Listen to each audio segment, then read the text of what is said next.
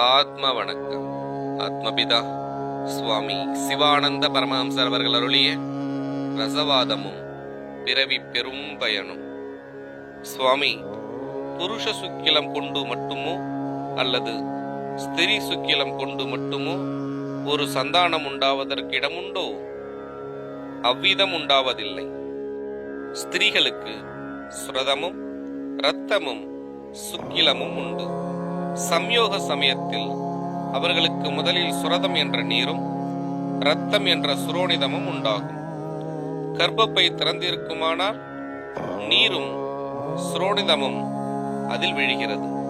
அப்பொழுது ஸ்திரீனுடையதோ புருஷனுடையதோ அதில் யாருடைய சுக்கிலம் முதலில் முன்னே இலகுகிறதோ அத்து 4ஆம் அத்தியாயத்தில் சொன்னவாறு முட்டை வடிவமாக சென்று விழுகிறது. புருஷனுடைய சுக்கிலம் கர்ப்பப்பையில் விழுந்ததன் பின் ஸ்திரீனுடைய சுக்கிலம் முன் சொன்ன முட்டை வடிவமாய் விழுந்ததானால் அதுவும் ஒரு சிசுவாய் தீரும். அது முட்டை வடிவாய் விழாவிட்டால் சுரோனிதத்தில் விழுந்து அதோடு கரைந்துவிடும். அதனால்தான் ஆண்களுக்கு தோல் மென்மை இல்லாமல் இருக்க காரணம்.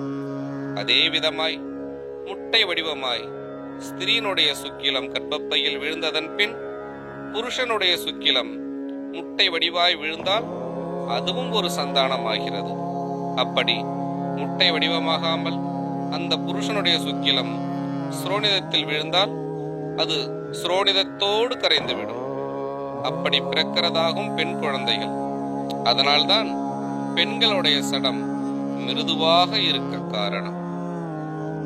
ஸ்திரீ புருஷர்களுடைய சுக்கிலம் இரண்டும் ஒரே விதமல்லவா? அப்படி இருக்க புருஷனுடைய சுக்கிலம் சுரோனிதத்தோடு சேர்ந்த பொழுது உண்டாகிற பெண் குழந்தைகளின் சடம் மிருதுவாய் இருக்கவும், ஸ்திரீனுடைய சுக்கிலம் சுரோனிதத்தோடு சேர்ந்த பொழுது உண்டாகிற ஆண் குழந்தைகளின் சடம் மிருது இல்லாமல் இருப்பதற்கும் காரணம் என்னவென்று சொல்லித்தர வேண்டும். புருஷனுடைய சுக்கிலம் மிருதுவாயும் இலகலாயும் ஸ்திரீனுடைய சுக்கிலம் கட்டியாயும் இருக்கும். அதனால்தான் அந்த வித்தியாசங்கள் உண்டாக காரணம். சுவாமி, பெண்களுடைய சுக்கிலம் கட்டியாயும் ஆண்களுடைய சுக்கிலம் மிருதுவாயும் இலகலாயும் இருக்க காரணம் என்ன? பெண்களுக்கு சம்யோக காலத்தில் 3 விதமான முறையில், அதாவது முதலில் சுரதம் என்னும் நீரும், இரண்டாவதாக சுரோனிதம் என்னும் இரத்தமும், மூன்றாவதாக வீரியமாயிருக்கின்ற சுக்கிலமும் இலகி வருகின்றன. இவை 3ம் தனித்தனியாய் இலகி வருவதால் தான் சுக்கிலம் கெட்டியாய், அதாவது கட்டியாய் வர காரணம். ஆண்களுக்கு மேற்சொன்ன சுரதம், சுரோனிதம், சுக்கிலம் 3ம் தனித்தனியல்லாமல் ஒன்றாய் சேர்ந்ததாலாகும் அது கட்டியன்றி மிருதுவாயும் இலகலாயும் இருக்க காரணம். ஆனால் ஸ்திரீ புருஷர்களுடைய சுக்கிலத்தை ஊதி கட்டி நிறுத்தும் போதுதான் ஞானம் உண்டாகிறது. அது ஊதி கட்டி நிறுத்தும் பொழுது மணியாகும். அதற்காகும் ரசமணி என்று சொல்லுவது. ரசம் சுக்கிலமாகும். அந்த சுக்கிலத்தை ஊதி கட்டி நிறுத்துவதற்காகும் ரசவாதம் என்று சொல்லுவது. ரசம் என்பது சுக்கிலம், வாதம் என்பது வாயு.